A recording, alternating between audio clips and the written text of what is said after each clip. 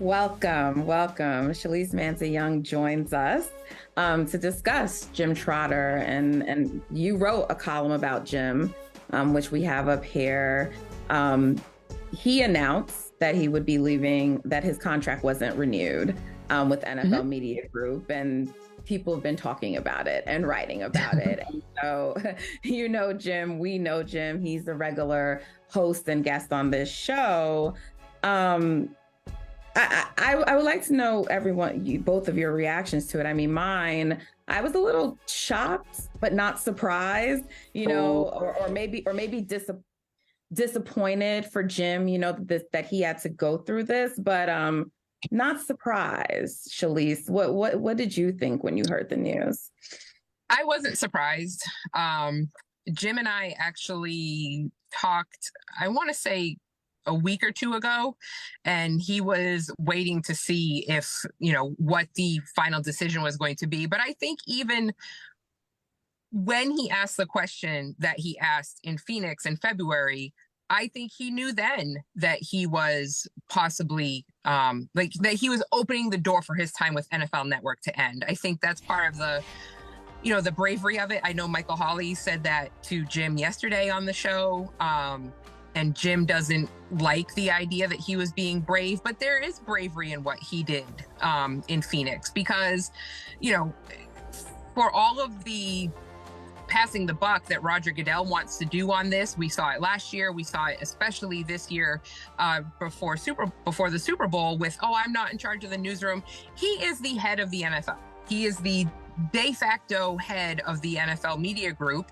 And by Jim asking that question of the man who is ostensibly, at the top of the food chain, in a venue at a time where the eyes of the sporting world nationally and even in some ways globally are on the NFL, that is, Roger Goodell's moment in the sun. It's his state of the league time to tout all of the great numbers of ratings and, he had all this data. But when it came time to how many Black employees are there in the newsroom, then all of a sudden he feigns ignorance. So I wasn't surprised. Like I said, I had talked to Jim. I think he knew that this could be coming down the pipe definitely a couple of weeks ago. And even, almost 2 months ago now when he asked that question of Roger Goodell. It's just, to me, it just highlights how gross and disingenuous the NFL is when it comes to these things, because they keep using this phrasing like people of color, and you can use that because we're talking about Black people. There are a lack of Black people. They're two different things. How Black people are treated in this country and how a lot of people of color are treated in this country are two separate things. And Jim was talking about Black people, and we now sort of have an answer, even though they're saying had nothing to do with him asking that question, but a Black man pushes against your hiring practices vis-a-vis Black people, and you fire that Black man. It's not unexpected, unfortunately. Yeah. I mean, Roger has responded, and like you said, he claimed he had nothing to do with that. Dawn, what did you think when you first heard about this?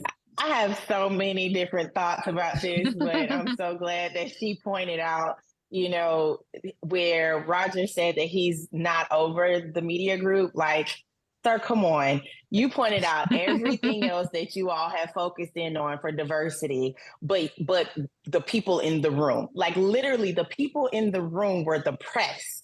That's the media. Those are the people beyond outside of the NFL itself, the league itself, but looking at who you're even credentialing to cover this game.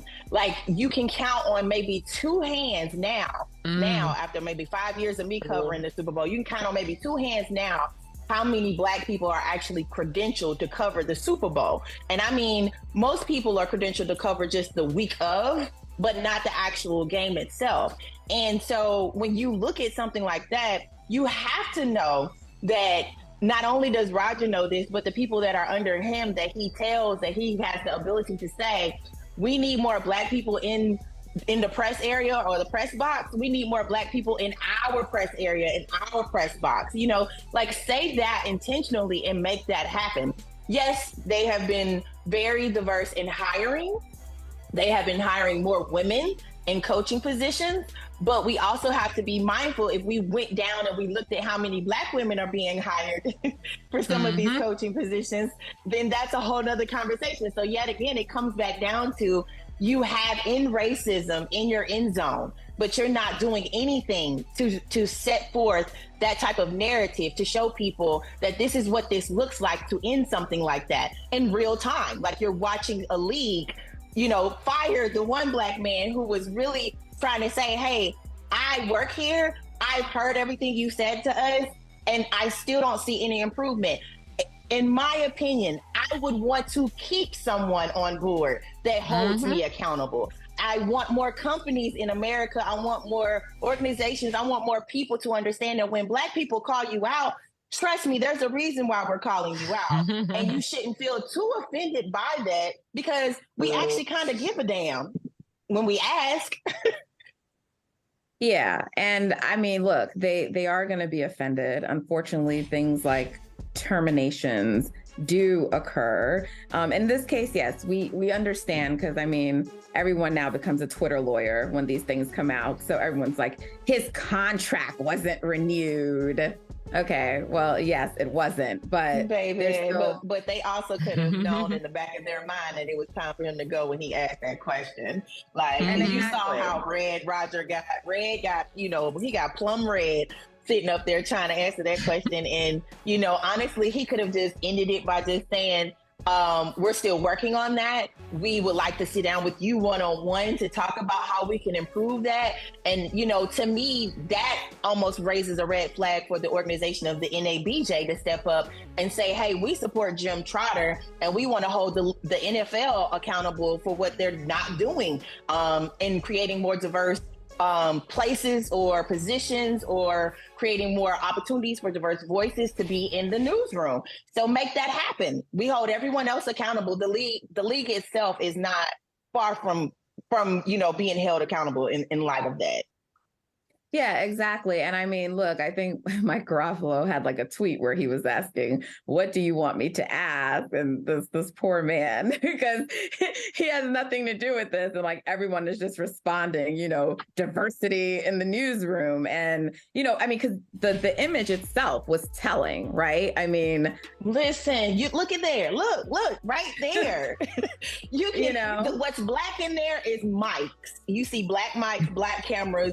You don't see Black people. And, creating an opportunity where they have this HBCU pipeline of showing, HBCU students how to come into like certain types of positions in the league. But you rarely hear the conversation where they're giving them an opportunity to actually cover a game or shadow a Black journalist who's working in this space. It's important for them to work with people that look like them, because we go through things that no one else technically goes through, honestly. And a lot of us aren't going to be honest about those things unless we're given that opportunity to kind of give the next person a leg up, if that makes sense. Yes. And well, here's the real problem, because they think it doesn't matter and they think it's just qualifications until they describe a situation inaccurately or they miss something that's important. I mean, let's just remember Jalen Hurts when he threw up his, the Q sign, and like someone tweeted about it and they didn't understand because they don't know anything about the Divine Nine and MPHC organizations. Oh, sorry. So not knowing our culture and the players, the culture is problematic. And that's why we're always saying the people in the newsroom should look like us. But I'm just going to close it out with this last point. Personally, I don't know what's going to happen, but I personally think, in my opinion, that it's something, that should be looked into and investigated in terms of how the decisions were reached to terminate Jim. And I will just also say this, the whole people of color thing, it's one of my pain points. It irks me. I don't know. Sometimes I think people are afraid to say Black people. It's okay. It's not like racist or anything. Say Black. That's also a scary thing. Specifically, because not everyone is African American Black. Like, that's why the term exists. And people of color, it minimizes the many things that happen. So like they're trying to play fast and loose with the statistics. That's often what happens in diversity when people are doing numbers. So like, I think it's really important the way that Jim kept calling it out, and Shalise, like you writing about this and you continuing to talk about topics like this. It's so important. We need people like you, because that's the only way we can bring these conversations to the forefront. Before you go, well, I think, oh, I'm sorry, go ahead.